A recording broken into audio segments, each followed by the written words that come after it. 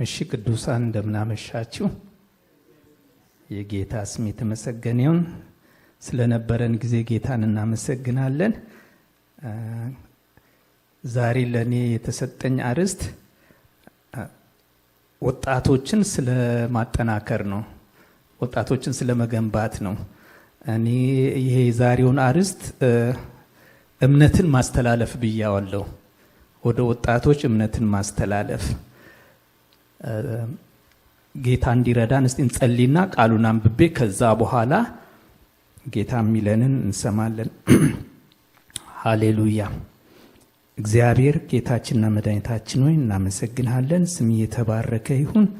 ስለ ምሕረትህ ስለ ቸርነትህ እናመሰግናለን። ስለ አምላክነትህ ልጆች ስላደረከን እናመሰግናለን። በስምህ ስለተጠራን እንደገና ደግሞ ልጆች አድርገህ እንደገና ደግሞ አገልጋዮች ስላደረከን ስምን ተሸክመን የምንሮጥ ለሌሎች ቃልህን የምንናገር ስለ ሌሎች የምንማልድ ካህናት ስላደረከን እናመሰግናለን። እግዚአብሔር አምላኬ ሆይ እለት በእለት ደግሞ በቃልህ ስለምታስታጥቀን እግዚአብሔር ሆይ እናመሰግናለን። ዛሬም ደግሞ ፊትህ ቀርበናል። እግዚአብሔር ሆይ በአምልኮ ከኛ ጋራ እንደነበርክ ደግሞ አሁን ጌታ መንፈስ ቅዱስ ሆይ በቃልህም ቃልን ስናነብ ቃልን ስንካፈል ከኛ ጋራ እንድትሆን እንድትረዳን አእምሯችንን ልባችንን ሁለንተናችንን እንድትቆጣጠር እንጸልያለን። ጌታ ሆይ እኔን የማግዘኝ ልትናገር የፈለግከው መናገር እንድችል እግዚአብሔር ሆይ እንድትረዳኝ ጸልያለሁ። ሁሉን ነገር ለአንተ አደራ ሰጠን። በዚህ ቦታ ጌታ ኢየሱስ ክርስቶስ ብቻ ከፍ ከፍ ይበል።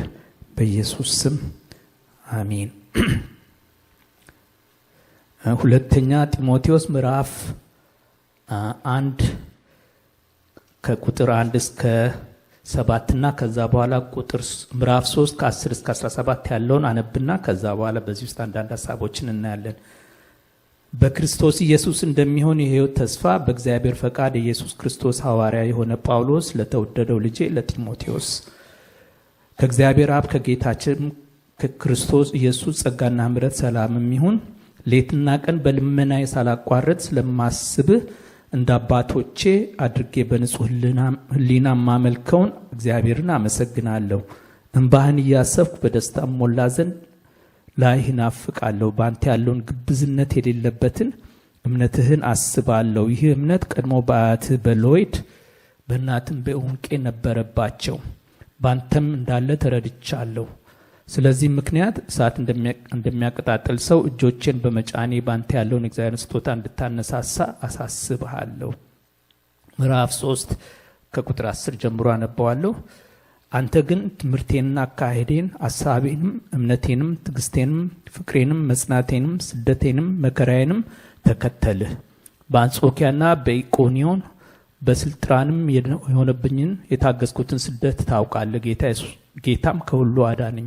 በእውነትም በክርስቶስ ኢየሱስ እግዚአብሔርን እየመሰሉ ሊኖሩ የሚወዱ ሁሉ ይሰደዳሉ። ነገር ግን ክፎች ሰዎች አታላዮች እየሳቱና እያሳቱ በክፋትም እየባሱ ይሄዳሉ። አንተ ግን በተማርክበትና በተረዳህበት ነገር ጸንተህ ኑር።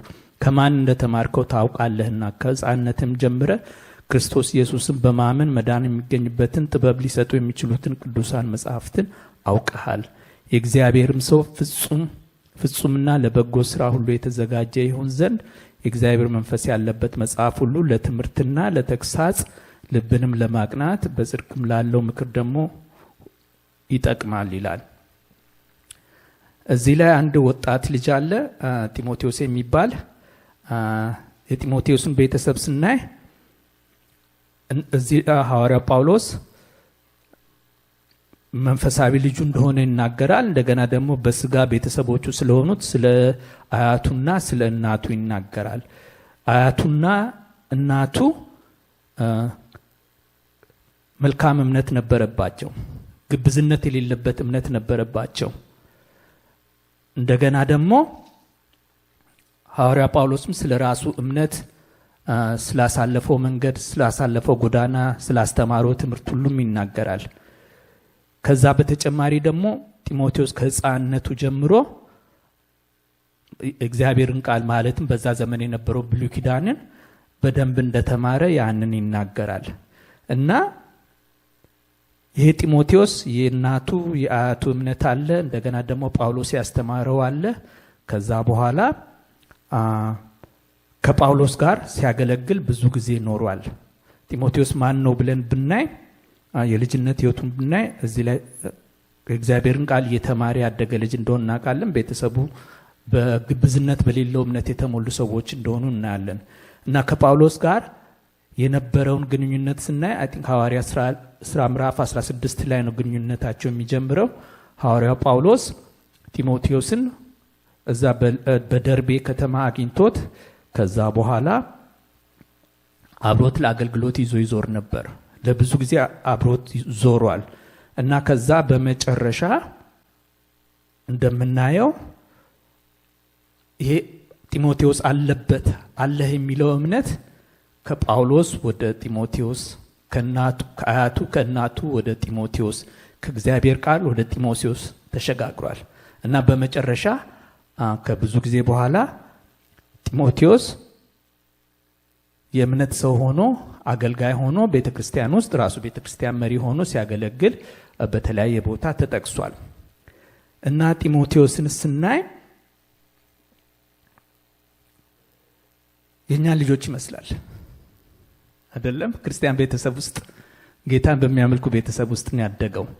ምናልባት ቤተሰቦቹ ጌታን ያገኙት እሱ ከተወለደ ከስንት ዓመት በኋላ እንደሆነ አናውቅም። ምክንያቱም ሐዋርያው ጳውሎስ ጌታን የመሰከረው በዛ በመጀመሪያው ሚሽነሪ ጉዞ ላይ ነበርና ከዛ ጢሞቴዎስን ደግሞ ወደ አገልግሎት ይዞ የሚሄደው ከ3 ዓመት በኋላ በሁለተኛው ሚሽነሪ አገልግሎት ጊዜው ነውና ከዚህ እንደምናየው ምናልባት ገና ክርስትናን ሳያውቁ በብሉይ ኪዳን ሕግ ራሱ እናቱ አይሁዳዊት ስለነበረች ጢሞቴዎስን በእግዚአብሔር ቃል ያሳደጉት ይመስላልና እንደኛ ልጆች ቤተክርስቲያን እየሄደ ባይሆንም የእግዚአብሔርን ቃል እየሰማ ያደገ ነው። የኛ ልጆች ሳንዴ ስኩል ይሄዳሉ፣ አዋና እንወስዳቸዋለን፣ ክርስቲያን ትምህርት ቤት እንልካቸዋለን፣ በጣም ብዙ እናስተምራቸዋለን። እኛም ጌታ እንደሰጠን ጸጋው እንዳበዛልን ልጆቻችንን እናስተምራለን። የወላጆች ጥረት አለ፣ የቤተ ክርስቲያን ጥረት አለ፣ ጸሎት አለ፣ ሳንዴ ስኩልም እንደገና ደግሞ ዩዝ ግሩፕም ያስተምሯቸዋል። እዚህ ጢሞቴዎስን ስናይ የእምነት ሰው ሆኖ ተገኝቷል። በመጨረሻ በዘመናችን ልጆቻችን ምን ያህል ነው ሰክሰስፉል የሚሆኑት? እምነታችን ምን ያህል ነው የሚሸጋገረው ከወላጅ ወይ ከቤተ ክርስቲያን ወደ ልጆች? እኔ በጣም ብዙ ጥያቄ ሆንብኝ ነበር። ምክንያቱም በዚህ ዘመን በአብዛኛው የምንጸልየው ስለ ልጆች ነው። ልጆች ላይ ብዙ ቻሌንጅ ስላለ ልጆች በጌታ ቤት አድገው ከዛ በኋላ ሃይ ስኩል ሲገቡ ይቀንሳሉ። ከዛ እንደገና ደግሞ ኮሌጅ ሲገቡ አቨሬጅ ማለት ነው በጌታ የጸኑ የበረቱ ልጆች አሉ። ግን ብዙዎቹ ወደ ኮሌጅ ሲሄዱ ከጌታ ወደ ኋላ ይላሉ። እና ለምንድን ነው ብዬ በጣም ጥያቄ የሆነብኝ ነበርና አንዳንድ ነገሮች ማንበብ ጀመርኩኝ። እና በ2011 ዓመተ ምህረት የባርና ግሩፕ የሚባሉ የክርስቲያን የጥናት የሪሰርች ግሩፕ እና ሌሎችም ባጠኑት መሰረት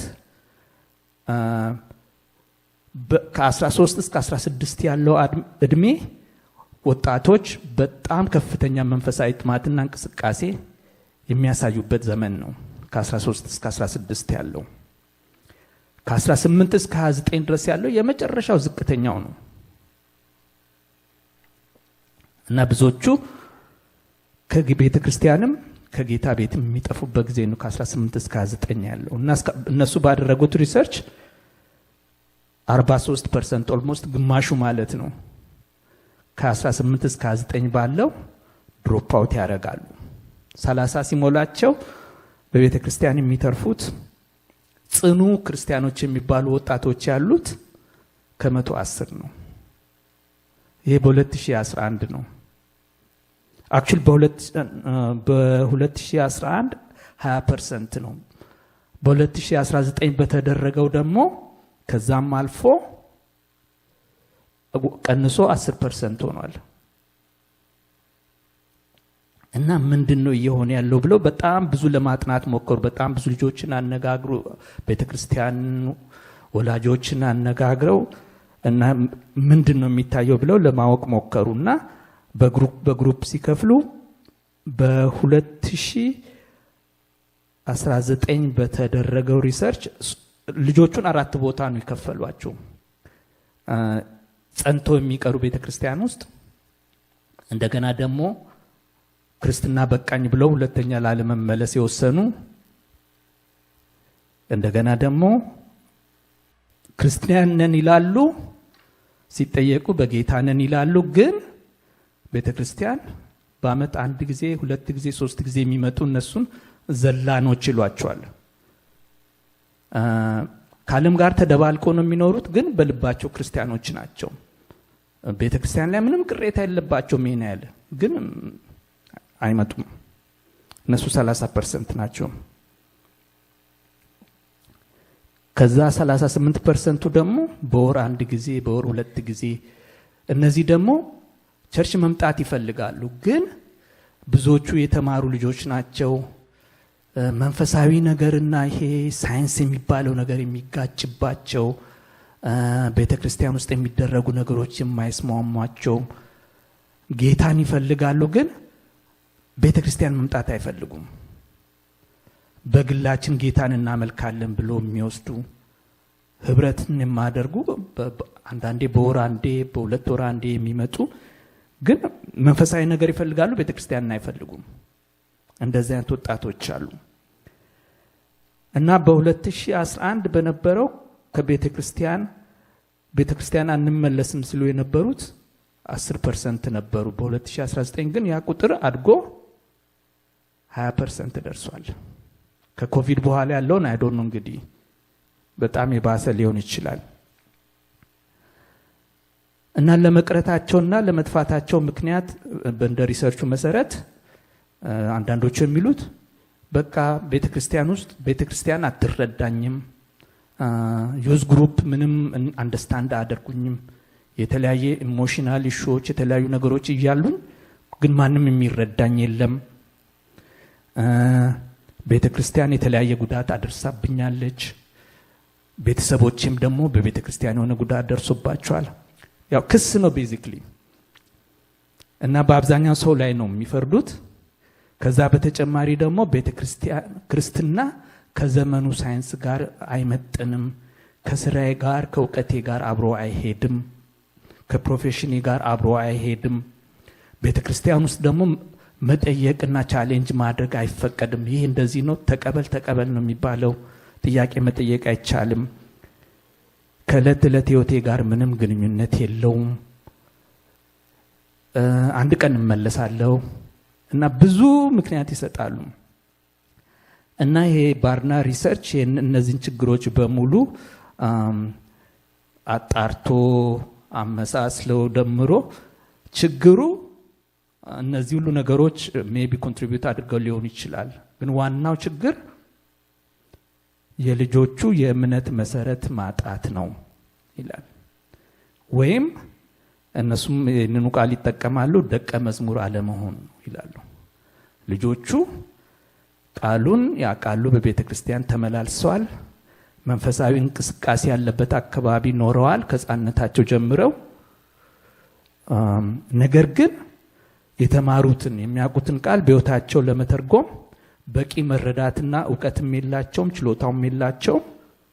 እና ቤተ ክርስቲያንና ወላጆች ቃሉን አስተምረዋቸዋል፣ ነገር ግን ልጆቹን ደቀ መዛሙርት አላደረጓቸውም። ስለዚህ ውጪ ቻሌንጅ ሲመጣ ያንን ቻሌንጅ መቋቋም አይችሉም። እና ችግሩ ደቀ መዝሙር አለመሆን ነው። ቃሉን የሚያውቁትን ቃል ከሕይወታቸው ጋር አለማዋሃድ ነው። እንዲያውም አንድ ምሳሌ አለ። እና ልጁ እየጃመል አለበት፣ አስቸገረ። እና ከዛ በኋላ ፓስተሮቹ ጋር አመጡት፣ ያው ዩስ ፓስተርና ፓስተሮቹ ጋር አመጡትና ይመክሩት ጀመር። እንደዚህ ክርስቲያን እንደዚህ አያደርግም፣ ክርስቲያን አይሰርቅም ይላል ቃሉ፣ ከእንግዲህ የሰረቀ አይስረቅ ይላል ሲሉት ቃሉ ከዛ በኋላ አይደለም ቃሉ የሚለው እኮ የሰረቀ ከእንግዲህ አይስረቅ፣ ነገር ግን በዚያ ፋንታ ለጎደለው የሚያካፍለው እንዲኖርለት በገዛ እጆቹ መልካሙን እየሰራ ይርከም ብሎ ፓስተሩን አረመው። ቃሉ እንደዛ ነው አለ። ነገር ግን ቃሉና ህይወቱን አላያያዘም። ስለ ስርቆት እየተነገረው ቃሉን ይደግማል፣ ግን ከህይወቱ ጋር አላገናኘም። ስለዚህ እነዚህ ወጣቶች ቃሉን ያውቃሉ፣ ነገር ግን ቃሉ ለኔ ህይወት ምንድነው የሚያደርገው? ምን ማድረግ አለብኝ? እንዴት መኖር አለብኝ?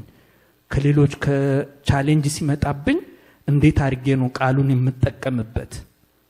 ያንን ነገር ማገናኘት አልቻሉም። ያ እንግዲህ ደቀ መዝሙር ከመሆን ጋር የሚመጣ ነው። ቃሉን በህይወታችን እንዴት ነው አፕላይ የምናደርገው የሚለው። የነ ዳንኤልን ታሪክ፣ የነ ዮሴፍን ታሪክ፣ የነ ዳዊትን ታሪክ ያውቁታል። ነገር ግን ታሪክ ነው። በህይወታቸው ቻሌንጅ ሲመጣ ያን ነገር እንዴት አድርገው አፕላይ እንደሚያደርጉ አያውቁም፣ አልቻሉም። እና ቤተክርስቲያን እነሱን ደቀ መዝሙር አድርጋ ለሚመጣባቸው ቻሌንጅ በትምህርትም ይሁን በሶሻል ሚዲያም ይሁን ኮሌጅ በሚገቡበት ጊዜ ከአስተማሪዎቻቸው ወይ ከጓደኞቻቸው የሚወጣውን ተቃውሞ ለመቃወም ለመመከት የሚበቃቸውን ያህል አላሰለጠነቻቸውም። ከዛ የተነሳ ቀስ በቀስ ይጠፋሉ ማለት ነው። ሌላው ምክንያት ሆኖ የተገኘው ቤተክርስቲያን ውስጥ ያዋቂና የልጅ የኛና የነሱ ዩዝ ግሩፕና ዋና ቤተክርስቲያን የተባለ መከፋፈል አለ። በእኛ ካልቸር እንዲያውም በጣም አስቸጋሪ ነው። ምክንያቱም የቋንቋ ነገርም ስለተደመረበት ማለት ነው። ግን ቋንቋቸው እንኳን ተመሳሳይ ሆኖ የወጣቶች ሌላ ነው፣ የአዋቂዎች ሌላ ነው፣ ብዙ አይገናኙም። እና ስለዚህ ብዙ ጊዜ ቤተክርስቲያን ውስጥ እነሱም በሚመለከት ቤተክርስቲያን ስትወስን እንኳን ድምጽ የላቸውም። ምክንያቱም አስተዳደር ውስጥም የሉበትም እነሱ። ስለዚህ የራሳቸው እንደሆነ አይሰማቸውም። ቤተክርስቲያን የሚባለው ነገር ወላጆቻቸው ይዟቸው የሚሄዱበት ቦታ እንጂ የነሱ እምነታቸው የሚገነባበት የነሱም ቤት እንደሆነ አይሰማቸውም። ስለዚህ ሃይ ስኩል ሲገቡ ወይ ኮሌጅ ሲገቡ ከዛ ለመለየት በጣም ቀላል ነው። ምክንያቱም አታችመንቱን አላበጁም ከቤተክርስቲያኒቱ ጋር። እርስ በርሳቸው አላቸው፣ ግን ከአዋቂዎቹ ጋር ወይ ከዋናው ቤተክርስቲያን ጋር ብዙ አልተገናኙም። እና ሌላው ቤተክርስቲያን ውስጥ ያላቸውን ተሰጥኦና ጸጋ እንዲያዳብሩ በቂ የኃላፊነት ቦታ ማለት ነው እሱ አልተሰጣቸውም ይላሉ። ለነገሩ ይሄ ጥናቱ የሚያሳየው ችግር አዲስ ችግር አይደለም። ምክንያቱም ከአሁን በፊትም በነበሩት ትውልዶች በወላጆችና በልጆች መካከል ያለ ችግር ነው። ወጣቶች 20 ቤት አካባቢ ሲደርሱ ይጠፋሉ ለተወሰነ ጊዜ፣ ከዛ ላይ ይመለሳሉ። ግን በዛ ዘመን በአብዛኛው ህብረተሰቡ ራሱ እርስ በራሱ የተቀራረበ ነበር። እንደገና ደግሞ ሰው ከአካባቢው ርቆ አይሄድም፣ ሌላ ቦታ ብዙ ቦታም አይሄድም። ስለዚህ ያ መያያዝ ስላለ ልጆቹ ርቀው ሄደው ከዛ በኋላ ከነጭራሹ ከእምነታቸውም ከህብረተሰቡም ለመለየት ብዙ እድል አይኖራቸውም። እና ሌላው ደግሞ ምንድነው የሚባለው በቃ 30 ዓመት ሲሞላቸው ከትዳር ሲይዙ ልጆች ሲወልዱ ወደ ቤተክርስቲያን ተመልሰው ይመጣሉ ይባላል። ያ ነገር በአብዛኛው እውነት ነው። የጠፉት ጠፍተው አይቀሩም። ሄደው በኋላ ኃላፊነት ሲጀምሩ ወደ ቤተክርስቲያን ይመጣሉ። ምክንያቱም ስለ ጌታ ያውቃሉ እና ያንን ነገር ልጆቻቸው እንዲለማመዱ ስለሚፈልጉ ለልጆቻቸው መልካም ነገርን ስለሚፈልጉ ወደ ቤተክርስቲያን ይመጣሉ። አሁን ያስፈራ ያለው ሄደው የሚቀሩት ቁጥር እየጨመረ መጥቷል። የዛሬ 15 ዓመት 20 ዓመት ከ110 ነው፣ አሁን ወደ 22% ደርሷል። ከዛ በተጨማሪ በ35 ዓመታቸው ይመለሳሉ የሚባለው ምን ያህል አስተማማኝ እንደሆነ አይታወቅም። ምክንያቱም አሁን የትዳሩም ነገር እየቀነሰ ነው፣ የልጆቹም ነገር እየቀነሰ ነው ያለው። ስለዚህ ምናልባት ተመልሰው ላይመጡም ይችላሉ። ቢመለሱ እንኳን ከ20 እስከ 29 ዓመት ያለው እድሜ ያለው ያ እድሜና ያ ህይወት ዘመን ሰዎች በህይወታቸው በብዙ አቅጣጫ የሚያድጉበት ታላላቅ ውሳኔ የሚወስኑበት የዛ ጊዜ የሚወስኗቸው ውሳኔዎች ህይወታቸውን በጣም ተጽዕኖ የሚያሳድሩበት ጊዜ ነው። በጥሩም በመጥፎም ማለት ነው። እንደገና ደግሞ ለመሮጥና ለማገልገል ብዙ ጉልበትና አቅም ያላቸው ጊዜ ነው እና ለቀሪ ዘመናቸው በጣም ከፍተኛ አስተዋጽኦ ወይ ተጽዕኖ የሚያሳድር ነው እና ያ ዘመን በከንቱ ሲያልፍ ወይም በዓለም ሲበላ በጣም ያሳዝናል። ቢመለሱ እንኳን ትልልቅ ውሳኔያቸው ደግሞ በጌታ ቃልና በመንፈስ ቅዱስ ምሪት ስለማይሆኑ በጸሎት ስለማይሆኑ እንደገና ደግሞ እድሜ ልካቸውን አፌክት የሚያደርጓቸውን ነገሮች እንደዚህ አይነት ውሳኔዎችን ነው የሚወስኑት። ስለዚህ አንደኛ መመለሳቸውን አናቅም። እንደገና ደግሞ ጠፍቶ የሚቀሩም አሉ። መቅረታቸው እዛ ሄደው ያን ሁሉ ዓመት በዓለም ከጌታ ቤት ርቀው ማሳለፋቸው ራሱን የቻለ ጉዳት ነው። ስለዚህ ቤተክርስቲያን ይህንን መዋጀትና ማስተካከል ያለባት ጉዳይ ነው። ሪሰርቹ የደረሰበት ያ ነውና እዛ መጽሐፎቹ ላይ ብዙ ነገሮችን ይዘረዝራሉ። ግን ዋናው ተደርጎ የቀረበው ልጆችን ደቀ መዝሙር ማድረግ ነው እና ችግሩ ደቀ መዝሙር አለመሆን ነው። መፍትሄው ደግሞ ደቀ መዝሙር ማድረግ ነው እና ለነገሩ ያው በእኛ ቤተክርስቲያን ብዙ ስራ እየተሰራ እንዳለው ደቀ መዝሙርነት የወጣቶች ብቻ ሳይሆን የአማኝ ሁሉ ጉዳይ ነው አይደለም?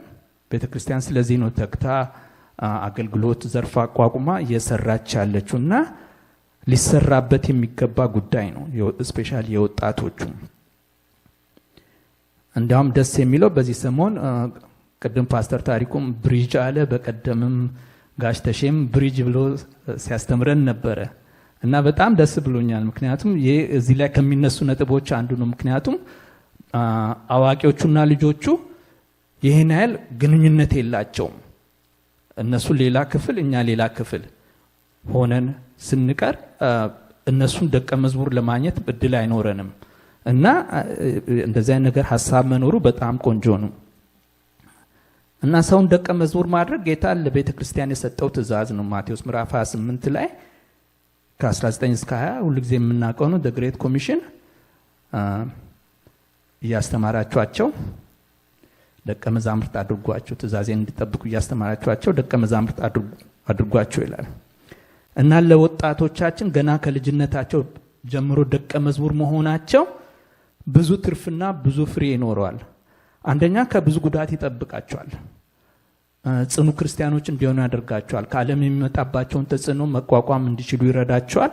ከብዙ ጉዳት ይጠብቃቸዋል እና እንደገና ደግሞ ከልጅነታቸው ጀምረው ለጌታ ሊሮጡለት ይችላሉ እና በመጽሐፍ ቅዱስ ውስጥ ብዙ የደቀ መዝሙርነት ምሳሌዎች አሉ። አሁን ለምሳሌ ጌታ ኢየሱስ ክርስቶስና 12ቱን ደቀ መዛሙርት አድርጓቸዋል። በርናባስና በርናባስ ጳውሎስን ወስዶ አብሮት አገልግሎ ደቀ መዝሙር አድርጎ እንዲያውም ከሱ የበለጠ ኤፌክቲቭ አገልጋይ አድርጎታል።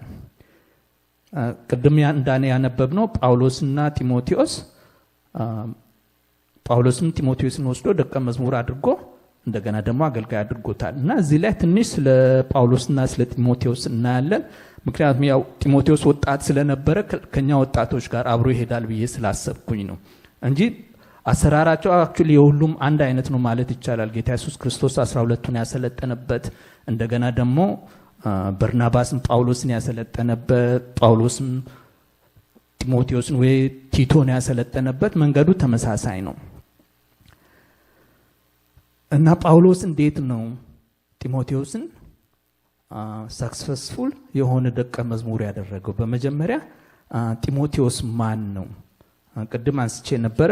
ጢሞቴዎስ እና ሐዋርያ ጳውሎስ የሚገናኙት ሐዋርያት ሥራ ምዕራፍ 16 ላይ ነው።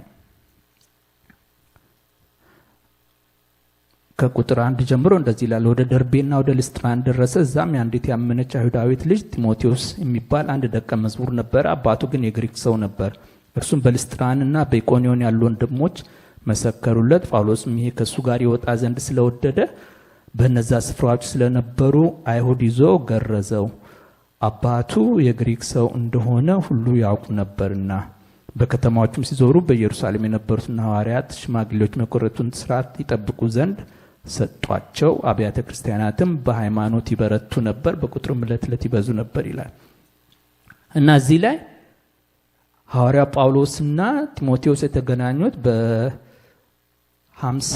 ዓመተ ምህረት አካባቢ ነው እና የዛ ጊዜ ጢሞቴዎስ ምናልባት 20 ዓመት አካባቢ ልጅ እንደሆነ ይገመታል እና ጳውሎስ ደግሞ የዛ ጊዜ ምናልባት 50 ዓመት እድሜ ቢሆነው እንደዛ ተብሎ ይገመታል።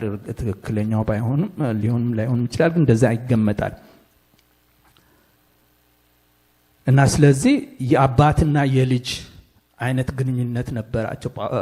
ጢሞቴዎስ በእድሜውም ልጅ ነበር እና ከዚህ ጀምሮ የሐዋርያው ጳውሎስንና የጢሞቴዎስን ሕይወት ስናይ ሐዋርያው ጳውሎስ ጢሞቴዎስን ከዚህ ጊዜ ጀምሮ ይዞት በየቦታው ይሄድ ነበር። ምዕራፍ 16ን 17ን 18ን ስናይ በሚሽን አገልግሎቱ ሁሉ ጢሞቴዎስን ይዞት ይሄድ ነበር። ወጣት ልጅ ነው፣ ወጣቱን ልጅ ይዞት ይሄድ ነበር። እንግዲህ ሐዋርያው ጳውሎስ በሚያገለግልበት ጊዜ አገልግሎቱ ከባድ ነበር። ስደት አለ፣ መደብደብ አለ፣ ማጣት አለ፣ መቸገር አለ። ነገር ግን በዛ ሁሉ ውስጥ ይዞት ይሄድ ነበር። ችግር አለ ብሎ ወይ ቻሌንጅ አለ ብሎ እሱ ልጅ ነው ብሎ አላስቀረውም። በዛ ሁሉ ውስጥ አብሮት ይዞት ይሄድ ነበር እና አንድ ነገር ከዚህ የምናየው ልጆቹም አንዳንድ ያቀረቡት ቅሬታ ቤተክርስቲያን ኦቨር ፕሮቴክቲቭ ናት። ልጆቹ ምንም ነገር ጥያቄ ቢኖርባቸው አይመልሱም። ይሄ እንደዚህ ነው ብለው ይዘጉታል። ኦቨር ፕሮቴክቲቭ ናቸው። ወላጆቻችን ደግሞ እዚህ ሀገር ሄሊኮፕተር ፓረንትስ የሚባሉ አሉ። ብዙዎቻችን እንደዛ ነን። በቃ ልጆቻችን አካባቢ ያኮበኮብን ያለነው ችግር በመጣ ጊዜ ዱብ ብለን ችግሩን እንፈታለን እና ልጆቹ ምንም በቃ ችግር መፍታትም አይማሩም፣ ቻሌንጅም አይማሩም። እኔ ቤቴ የሚነገረኝ ነገር ነው ሄሊኮፕተሮች ናችሁ ተብለነ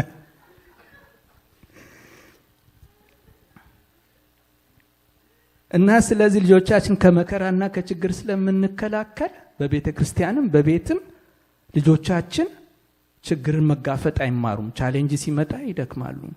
አሁን ለምሳሌ ቤተሰብ ውስጥ ችግር ሲፈጠር ምናልባት ትልቅ ህመም ኦር ክራይሲስ ካልሆነ በስተቀር ከልጆቻችን ጋር ሐሳቡን ሼር አድርገን ጸልየን ብዙ ጊዜ እንደዛ እናደርግም። በጣም የከፋውን ችግር ነው ምናልባት በቃ ከቁጥጥራችን በላይ ሲሆን ነው ለልጆቻችን የምንነግረው።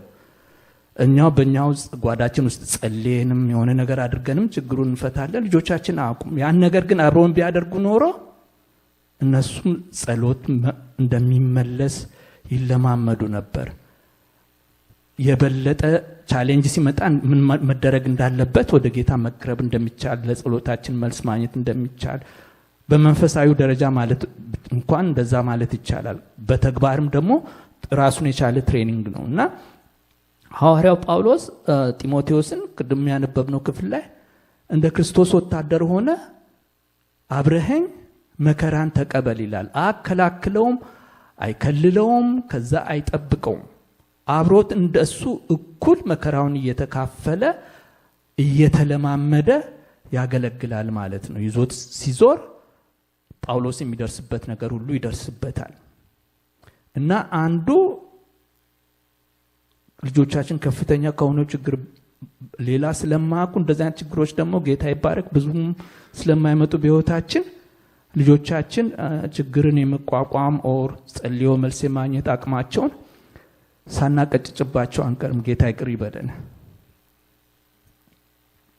እንዲያውም አንድ ፓተርን አይታችሁ ከሆነ ቤተሰብ ውስጥ የተለያዩ ቻሌንጆች ያሉባቸው ልጆች ብዙ ጊዜ የሚጸኑ ይሆናሉ። እንዲያውም እንደዚህ ተንከባክበን ምንም ችግር ሳይደርስባቸው ካሳደግናቸው ልጆች ይልቅ እና ልጆች በችግር ውስጥ ማለፋቸው መጥፎ አይደለም፣ ቻሌንጅን እንዲለማመዱ ያደርጋልና መከላከላችን አንዱ ችግር ነው ከዛ በሁለተኛ ደረጃ ሐዋርያ ጳውሎስ ጢሞቴዎስን ይዞ መዞር ብቻ ሳይሆን ከተወሰነ ጊዜ በኋላ ለተወሰኑ አገልግሎቶች ወይ እሱን ወክሎ መልእክት እንዲያደርስ ይልከው ነበር። አንደኛ ቆሮንቶስ ምዕራፍ 4 እስከ 17 ስናነብ ወደ ቆሮንቶስ ልኮት ከዛ እንደገና ደግሞ ቃሉን ያካፈለ ያስተማር ነበር። እንደገና ደግሞ መልእክት የሚያደርስ ነበር። ስለዚህ አብሮት ማገልገል ብቻ ሳይሆን ኃላፊነት ተሰጥቶትም ያንን ኃላፊነት መወጣት ይችላል ማለት ነው። ብዙ ቦታ ልኮታል። ወደ ቆሮንቶስ ልኮታል፣ ወደ ተሰሎንቄ ልኮታል እና መጽሐፍ ቅዱስ ውስጥ እነዛን ነገሮች ይናገራል። የሱ ተወካይ ሆኖ ኦር የሱን መልእክት ለማድረስ ከነሱም ደግሞ መልእክት ለማምጣት አንዳንድ የተሰበሰበውን ገንዘብ ለማምጣት ልኮት ያውቃልና ኃላፊነት እየተሰጠው ነው ያደገው። መጀመሪያ ቃሉን እየተማረ አደገ። ቤተሰቡ ጋር እምነትን ያይ ነበር። ሐዋርያው ጳውሎስ ደግሞ ይዞር ነበር። አብሮት አገልግሎቱን ያይ ነበር። አብሮ የሚመጣው መከራ ሁሉ አብሮት ይካፈል ነበር። እንደገና ደግሞ ኃላፊነት ይሰጠው ነበር በትንሹ። ከዛ በኋላ ደግሞ ሐዋርያት ሥራ ምዕራፍ 20 እንደገና ደግሞ አንደኛ ጢሞቴዎስ ምዕራፍ 1 ከ3-4 እስክናይ ምንድነው የሚለው? በኤፌሶን ያለውን ቤተክርስቲያን ሐሰተኛ ትምህርት እንዳስተምሩ እንዲያስተካክል በዛ ተውኩ ይላል። ሐዋርያው ጳውሎስ ከኤፌሶን ወደ ኢየሩሳሌም ሲሄድ ጢሞቴዎስን በዛ ትቶት ነው ሄደው። ያ ማለት ጢሞቴዎስ አሁን አብሮ ማገልገል ብቻ ሳይሆን እንደገና መላክ ብቻ ሳይሆን ኃላፊነት ተሰጥቶት ደግሞ ቤተክርስቲያን ውስጥ መሪ ሆኖ ማገልገል ደረጃ ደርሷል ማለት ነው። እና ጳውሎስ ወደ ሮም ታስሮ በሄደበት ጊዜ ጢሞቴዎስ ደግሞ በኤፌሶን የቤተክርስቲያኒቷ መሪ ነበር።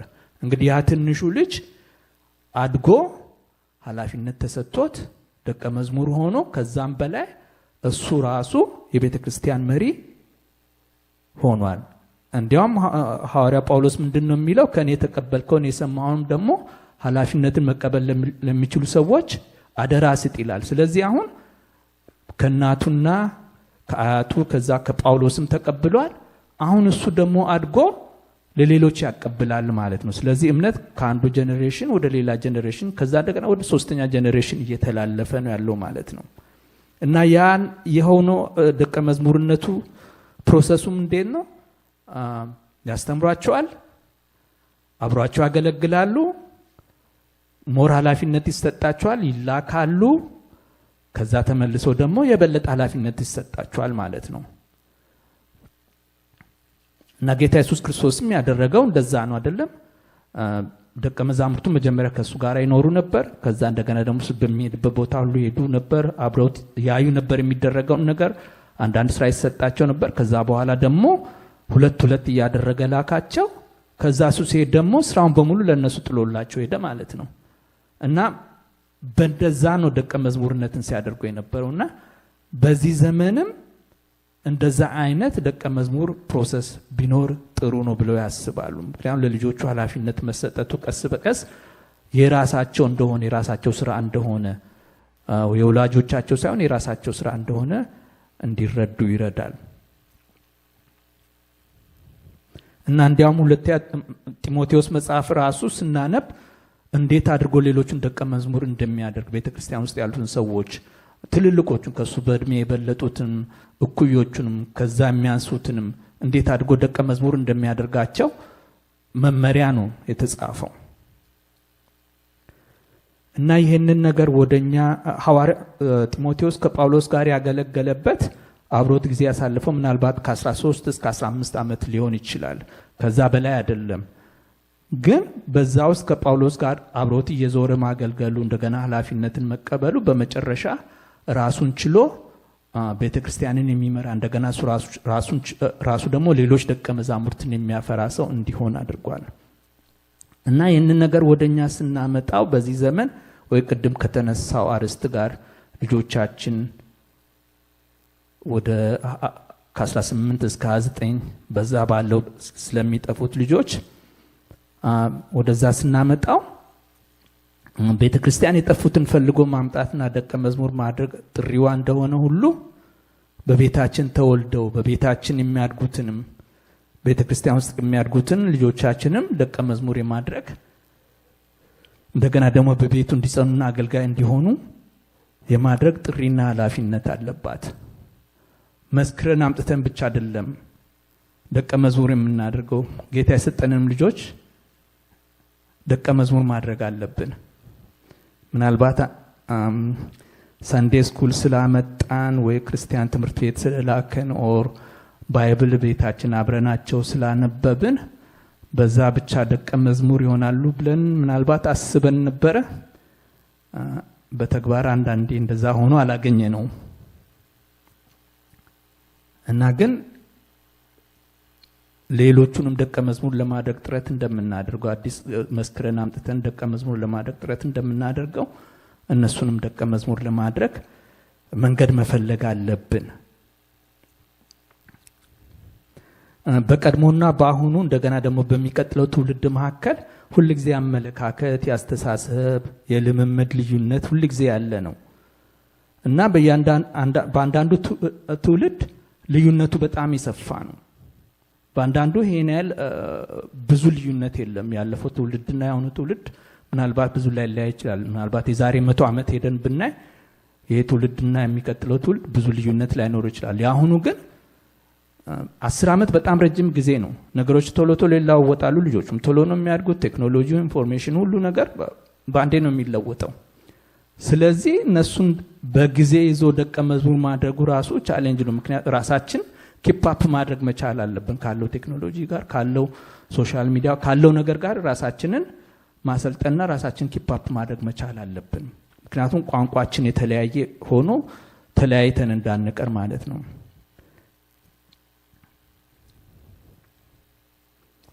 ሌላው ጥናቱ ያሳየው ቅድም የገለጽኩት በጌታ ቤት አድገው ከ20 እስከ 30 ዓመት ከሞላቸው በኋላ ክርስቲያን አይደለሁም ወይም መሆን አልፈልግም የሚል ልጆች ቁጥር በጣም እየጨመረ ስለመጣ አስፈሪ ነው።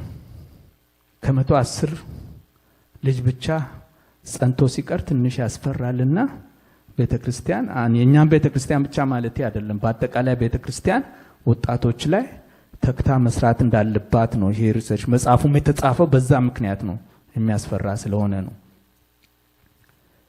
የጳውሎስና የጢሞቴዎስን ወይም የጌታን ደቀ መዛሙርትን ሞዴል ለዘመኑ በመቃኘት እና እንደገና በመጠቀም አዳዲስ መንገዶችና ዘዴዎችም ካስፈለጉ ያንን ፊገር አውት እያደረግን ልጆቻችንን ደቀ መዝሙር ማድረግ አለብን።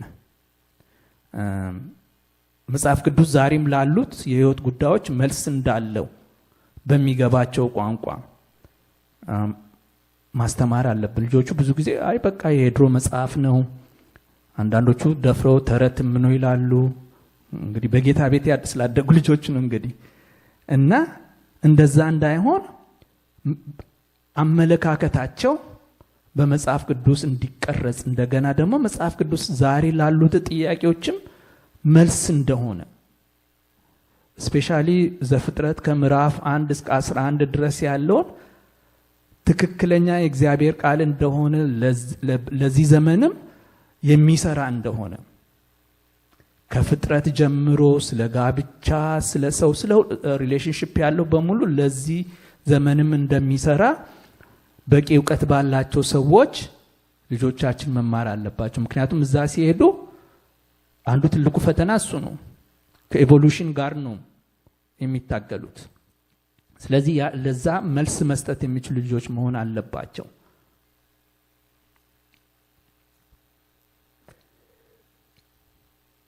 እና ወደ ኮሌጅ በሚሄዱበት ጊዜ እምነታቸውን መጠበቅ ብቻ ሳይሆን እነሱም አልፈው እምነታቸውን ማስተላለፍ የሚችሉ ልጆች እንዲሆኑ እነሱን ማሳደግና ትሬን ማድረግ ያስፈልጋል።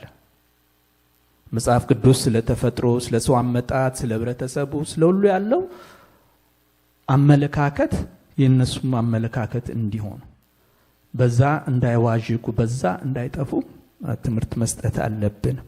በወጣቶችና በአዋቂዎች ቤተክርስቲያን ውስጥ ያለው መካከል ያለው ልዩነትና ግድግዳ የኛና የነሱ የሚባለው ዝቅ እንዲል በቤተክርስቲያን ውስጥ የበለጠ ተሳትፎና ኃላፊነት ቢሰጣቸው ህብረት እንዲሰማቸው ከአዋቂዎቹ ጋር እንዲሆን ያደርጋል። እንዲያውም ምን ይባላል? በዚህ ዘመን ያሉ ወጣቶች ከአዋቂ የሆነ አዳልት ጓደኛ ያላቸው ወላጆቻቸው ብቻ ነው ይላል። ስለዚህ ሜንቶር የሚያደርጋቸው ሰው የላቸውም። ከወላጆች ጋር ደግሞ ወላጆች የሆንን እናውቃለን። ልጆቻችን ሜንቶር ማድረግ በጣም ከባድ ነው። ከተወሰነ እድሜ በኋላ ቁጥር አንድ የማይሰሙት እኛን ነው እና ስለዚህ ሌላ አዋቂ የሆነ ፕሮፌሽናል የሆነ ሰው ሜንቶር የሚያደርጋቸው ቢኖር ምናልባት እነሱን የበለጠ ሊሰሙ ይችላሉ። እንደገና ደግሞ ለምሳሌ ሜዲካል ፊልድ ላይ መማር የሚፈልጉ ልጆች ኦልሬዲ ሜዲካል ፊልድ ላይ የሚሰሩ ክርስቲያኖች የጸኑ ደቀ መዝሙር የሆኑ ራሳቸው እነሱን ሜንቶር ቢያደርጓቸው ኦር ስላለው ቻሌንጅ ቢያስተምሯቸው ኢቭን ስለ ሳይንሱ እንኳን ቢያስተምሯቸው የበለጠ እምነታቸው የጠነከረ ሊሆን ይችላል። ምክንያቱም እነዚህ አዋቂዎቹ በዛ ውስጥ አልፈው ጸንተው ነው ያሉት እና ስለዚህ ያንን እምነታቸውን ኦር ዕውቀታቸውን ልምምዳቸውን ማስተላለፍ ይችላሉ። ከዛ በተጨማሪ አሁን ይሄ ብሪጅ የሚለው ሐሳብ በጣም ጥሩ ሐሳብ ነው። ያንን እንግዲህ እንዲቀጥል እናደርጋለን። የክርስትና እምነታቸው ከህይወታቸው ጋር እንዲዋሃድ ማገዝ። መጽሐፍ ቅዱስ ዝም ብሎ ዕውቀት ሳይሆን ጥበብ እንደሆነ ያንን ነገር ወደ ጥበብ መተርጎም አለብን። ከዕውቀት ይልቅ ጥበብ ማለትም ዕውቀት በህይወት ላይ በተግባር ሲገለጽ ያንን እንዲያተኩሩ ማለት ነው። በቤተሰብ ደረጃ ደግሞ ልጆቻችን በህይወታችን ባሉ ጉዳዮችና ተግዳሮቶች ውስጥ የበለጠ ማሳተፍ አለብን። ልጆቻችንን ከችግር ከሌላ ነገር ከልለን ምናልባት ላንጠቅማቸው እንችላለን። ያን ነገር እነሱም ከልጅነታቸው ጀምሮ ቢለማመዱ ጸሎት መጸለይን፣ ጸልዮ መልስ ማግኘትን፣ በላይፍ ውስጥ ያሉ ተግዳሮቶችን ያንን ነገር እንደየአቅማቸው ብናለማምዳቸው መልካም ነው እና ቤተክርስቲያናችን እንግዲህ በደቀ መዝሙርነት ላይ ከፍተኛ ስራ እየሰራች ነው። አገልጋዮቻችን ጌታ ይባርካቸው። ይህንን አገልግሎት እንቀጥላለን። ይህን ደግሞ ወደ ወጣቶችም ኤክስቴንድ አድርገን ወጣቶቻችንንም እንግዲህ እነሱን ደቀ መዝሙር ለማድረግ መንገድ እንፈልጋለን ማለት ነው። እየተደረገ አይደለም ለማለት ያልኩ አይደለም፣ ግን የበለጠ ጠንካራ ደቀ መዛሙርት እንዲሆኑ የሚቋቋሙ ብቻ ሳይሆን ራሳቸው እምነታቸውን የሚያስተላልፉ ልጆች እንዲሆኑ ስለዛ ጥረትን እናደርጋለን። ጌታ የተባረከ ይሁን። ዛሬ በልቤ ያለው እንድንጸልይበት በእነዚሁ ላይ የተመሰረተ ነው። አሁን በወጣትነት ዘመን ያሉት ጌታ በቤቱ እንዲያቆያቸው፣ በጌታ ጸንተው ያሉትን የሚያገለግሉትን ዩዝ ግሩፕ ውስጥ የሚያገለግሉትን የኮሌጅ በኮሌጅ እድሜ ያሉ ወጣቶቻችንን በቃ ጌታ እንዲያሳድጋቸው እንዲያቆያቸው፣ እንደገና ደግሞ ያው ከኛ አለማወቅም ከኛ ጥፋትም ውጪ የወጡብን የሄዱብን ልጆች ካሉ ያሉ ይመስለኛል ጌታ እንዲመልሳቸው። በስታቲስቲክስ ብቻ እንሄድምኛ በጌታ ኃይልም እንሄዳለን። ምክንያቱም ጌታ ቃሉን ሰምቶ የማያውቁትን ሰዎች ሲመልስ እነዚህ ቃሉን ሰምቶ ያደጉ አሁን ግን ወደ ኋላ ያሉትን እናስመልሳለን።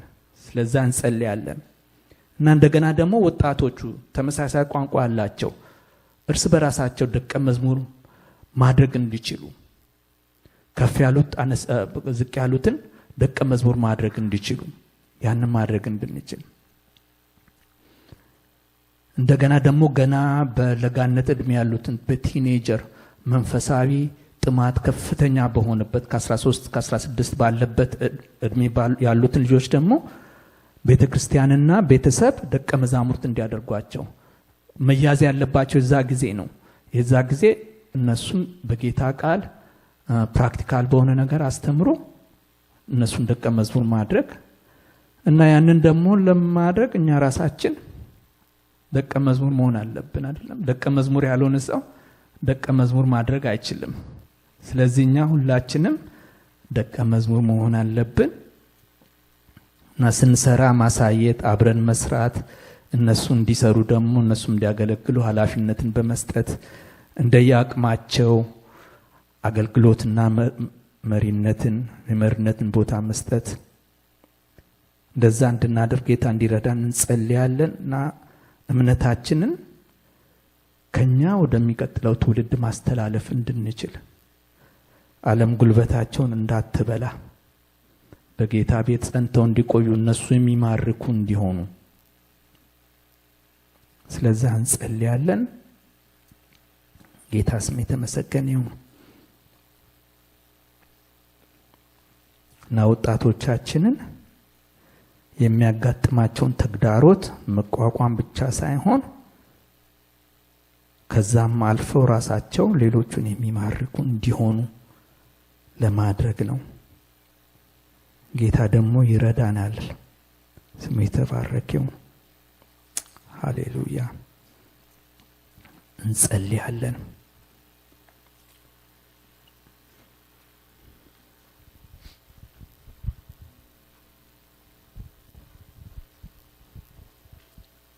እግዚአብሔርን እጅግ አድርገን እናመሰግናለን። ክብር ሁሉ ለእግዚአብሔር ይሁን።